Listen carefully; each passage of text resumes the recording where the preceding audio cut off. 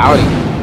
Cloudy, welcome back to the channel. You know what I'm saying? If you ain't checked out my last video, make sure you go do that. Today, we got a video from my guy, Everything Always, with another Marvel update. You know what I'm saying? Breaking! Spider-Man 4 delayed. Sony in trouble. It's not looking too good for him. What the hell am I hearing about? Why is What's going Spider-Man on, 4 guys? being Welcome delayed, to bro? Everything Like, what's Always. going on? My name's Michael Roman, what happened to aka the script, Allfires, bro? and it appears though Sony. Before we even say anything, bro, they was talking about bringing Gwen, Andrew Garfield's girlfriend, into Tom Holland's Spider-Man. That's messed up. You know what I'm saying? How you gonna take another Spidey bitch and give it to another Spidey, bro? That's crazy. You know what I'm saying? Really has their back up against After the you wall. just If you killed missed it, some you of know our what I'm saying? previous videos on this exact same topic, Sony has two hard deadlines on the horizon, one in 2025 and one in 2026, to both start filming and production on okay. Spider-Man 4 and release the film, or else the rights are in danger of bouncing back to Disney and Marvel. Again, the Spider-Man rights, the one thing that Sony can ill afford. What if this is the only way Sony can actually get their bread from Spider-Man as much as they want by letting it just slip, you know what I'm saying, and go straight to Marvel and Disney? What if that's their plan? What if they don't really want it? What if they don't want to sell it? Because if they sell it, they got to sell it at a price that's a lot lower than the price than they would. Or how would that work though? If they just giving up the rights though, I don't know, bro. Sony, y'all need to do As it would something. turn out over Because the last day or two, and coming from industry insider sources, apparently their script is nowhere near quote-unquote shoot ready and being ripped up from the stem. We're going to break down this latest report, what it said about the current state of the script, as well as the plot and the reworking of the story, and why this is looking all very ominous for Sony, their Spider-Man rights, and the outcome of this film. But first, if you could grab the subscribe button, we do daily Marvel content on the channel. That's all we do. If that sort of thing's for you, we're just days away from our next PS5 giveaway. All you gotta do, be a sub, leave a comment. If you want, stick around to the end of the video. They just need a good planner, bro. They need somebody that can put the stories together. Okay, so this news actually started 2 days ago in a couple of places as rumors, but we got a full follow-up from none other than industry insider Daniel Rickman. You guys can follow him over on Patreon at RPK News with a full update as far as what's going on currently with the Spider-Man 4 script. He goes on to say this, quote, "It seems like Spider-Man 4 is still a long way from starting production. According to reliable sources, the script is facing some problems and there isn't a finalized shooting draft yet. With sky-high expectations following the success of No Way Home, Kevin Feige and Sony felt the pressure to step up their game and deliver something even better. I hear the writing team is hard at work reworking the plot to address these issues and improve the story. Right now, the plan is to shoot in August, so there's still time. However, could this delay the filming schedule? Only time will tell." Now, this is pretty interesting because we were hearing all sorts of things, including symbiotes and a street-level team-up with Daredevil. See, when you have Dell AI Factory with NVIDIA, you can feel it. Because your ideas... And also... Bro, Sony, I've been saying this for a minute if y'all been checking out my videos, you feel me?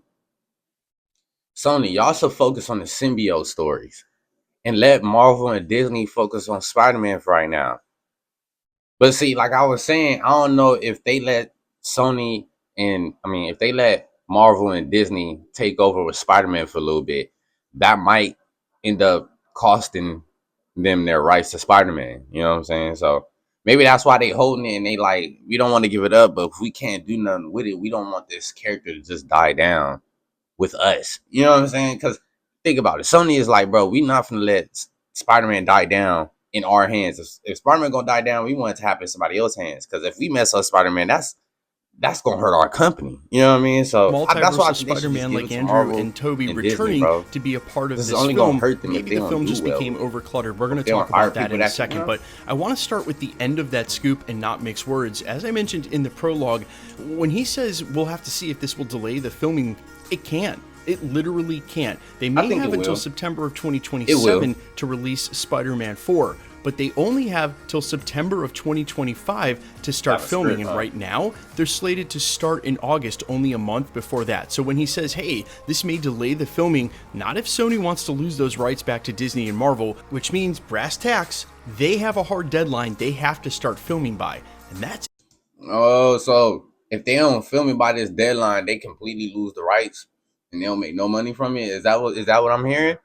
A real problem, because as Sony has proven with films like Madam Web and Morbius, but also we've seen the exact same thing with Marvel Studios and Blade, you can't start the project until the writing is done, because no amount of acting, special effects, or otherwise cameos can make up for a bad script and a bad story. And as Kevin Feige has been so diligently doing with Marvel Studios and all of their new projects since the basic MO rework for their quality control, is that they start with the script and won't move forward until the script is right and they know that the project story is intact. Now, we've seen this actually work for some projects recently. Bro, if you missed our recent coverage on X-Men, one day, bro, y'all gonna see me looking for a director, which means that basically the script they've got, the story is in tow. And it doesn't mean that all the details need to be done for Spider-Man 4, as obviously there are going to be rewrites and reshoots along the way, but the intrinsic X, Y, and Z, hey, this happens in the first act because so-and-so needs to have this conflict in the second act, and they overcome that conflict to have this resolve for, they need all that put together.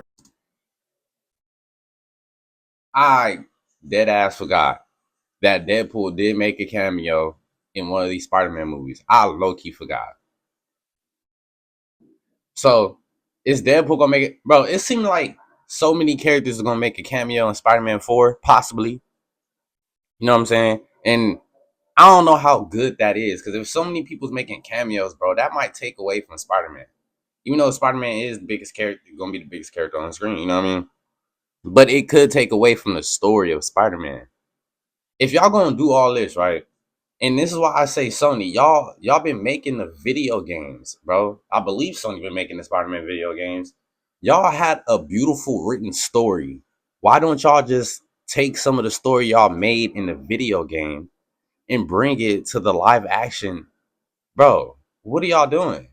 The next Spider-Man 4, we can finally meet Harry, Tom Holland's friend Harry.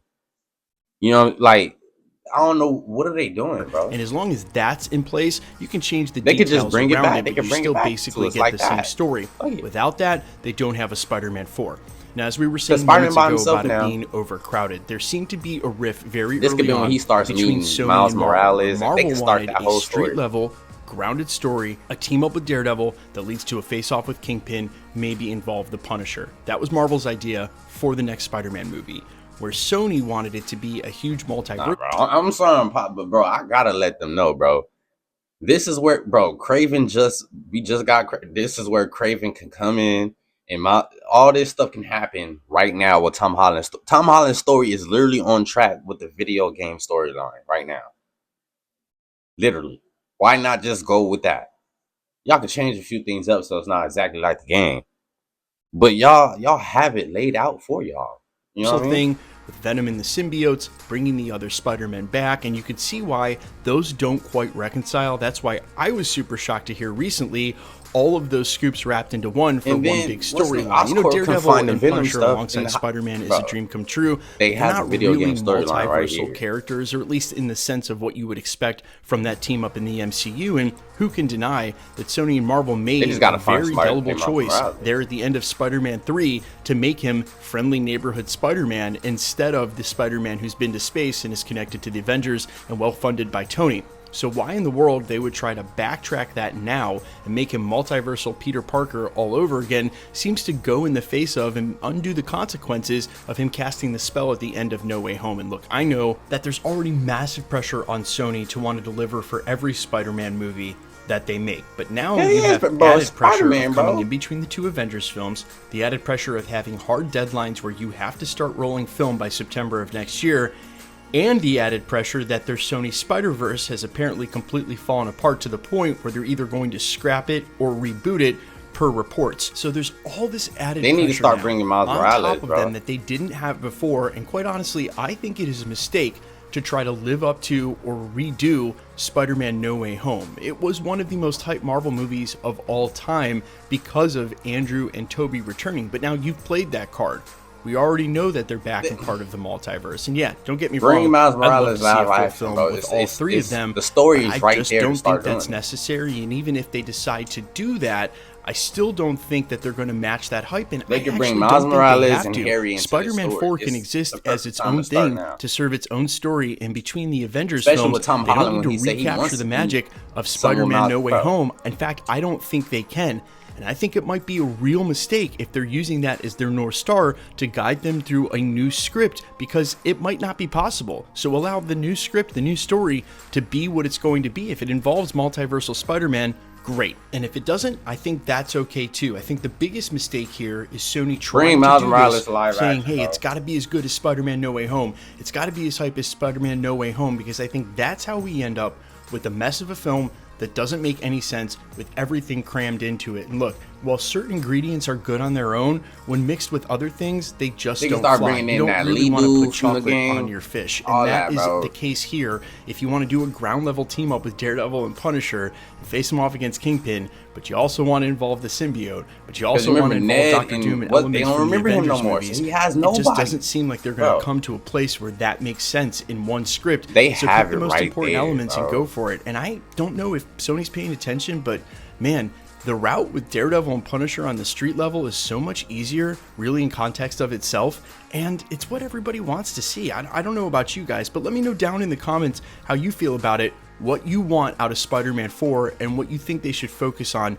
Hey, man, what y'all think, man? I really think if they really got nowhere else to go, bro, this is the perfect time to start bringing in the live-action Miles Morales story, bro. You know what I'm saying? They can really follow up with the video game story with Tom Holland right now. He by himself. He don't have Ned. He don't have MJ. That's it. Well, in that one, I guess since they talk about bringing in Gwen, this is where they can bring in Gwen. You know what I'm saying? Bring her in.